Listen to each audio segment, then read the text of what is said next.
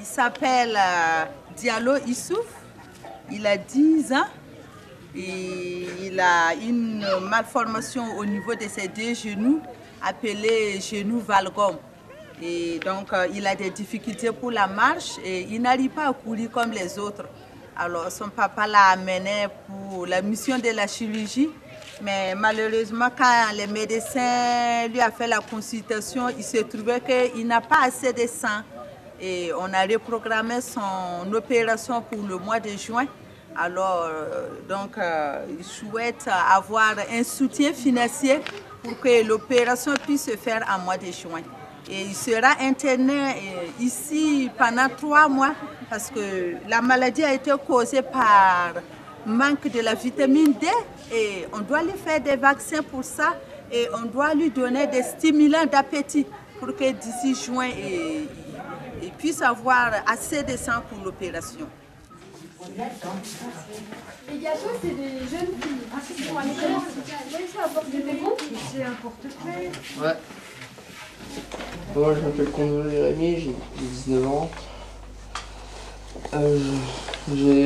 Moi, c'est la première année que je suis dans cette école.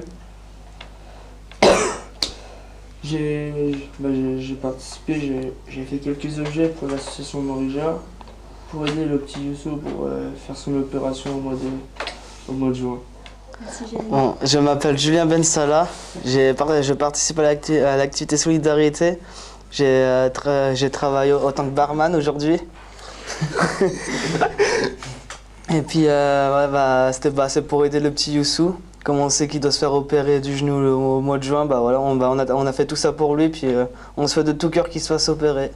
Donc, je m'appelle Laurie Munier, je suis éducatrice spécialisée avec les jeunes qu'on a vus avant.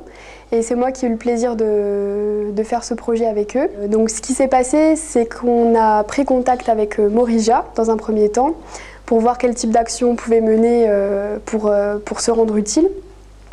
Et on est venu à l'idée d'organiser une vente pour récolter des fonds pour financer l'opération d'un petit garçon burkinabé par rapport à une opération au genou. Et donc, le but de cette journée, en premier lieu, c'était bien de récolter des fonds. Et c'était aussi l'occasion de travailler au niveau éducatif avec ce groupe de jeunes et surtout de travailler sur l'ouverture à l'autre. Parce que du fait de leur problématique, ce sont des jeunes qui ont une déficience intellectuelle légère et à cause de cela, ils ne peuvent pas suivre une scolarité dans le milieu traditionnel. Donc ils ont l'habitude souvent d'être au cœur du dispositif, au cœur des réflexions, que leurs difficultés soient vraiment au centre de l'attention. Et là, ce qui est intéressant, c'est que pendant ce projet-là, ce n'étaient plus eux qui étaient au centre de l'attention, mais bien ce petit garçon, cette opération. Et ils se sont mis au service vraiment de ça au fur et à mesure. On a vu l'évolution. Au début, c'était un petit peu difficile. Et au fur et à mesure, ils se sont pris au jeu. Ils ont compris le sens de cette action. Donc c'était intéressant parce qu'ils se sont vraiment décentrés d'eux-mêmes.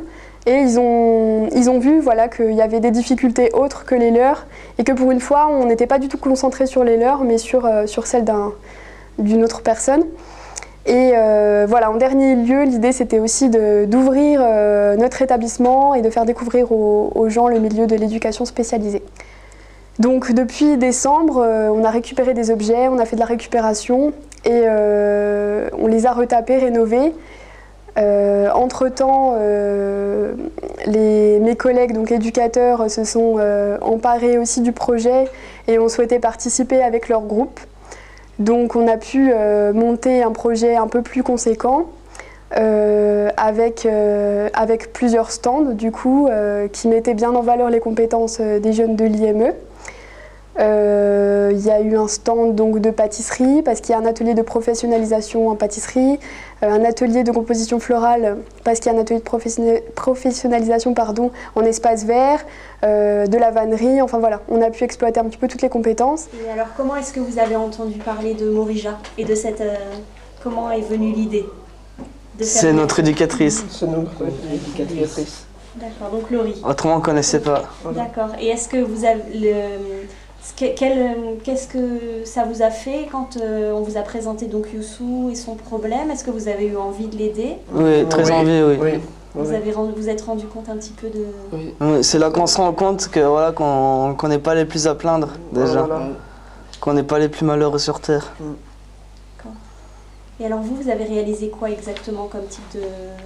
Vous avez fait une vente aujourd'hui. Oui. Oui. Donc il y avait la vente d'objets en bois, donc ça c'est vous qui Oui. avez réalisé. Oui, ce qu'on a rénové, oui. D'accord. Donc toi tu disais tu étais à la buvette, Julien, Oui. qu'il y avait d'autres stands encore. Oui, il y avait aussi le stand de tableau. C'est fleurs. l'éducatrice Christine qui tenait. Il y avait aussi le stand de vannerie. Et puis le stand de fleurs aussi. Et puis le stand de Caroline aussi. Et qu'est-ce qui vous a le plus plu au cours du projet? Parce que ça fait plusieurs mois que vous travaillez pour ça. Oui. Il n'y a rien de particulier qui nous a plu. Moi, quand je me levais le matin, je me disais, voilà, c'est pour le petit Youssou que je me levais. Après, voilà, faire de la peinture, tout ça, c'est pas trop mon truc, mais voilà. C'était pour une grande cause.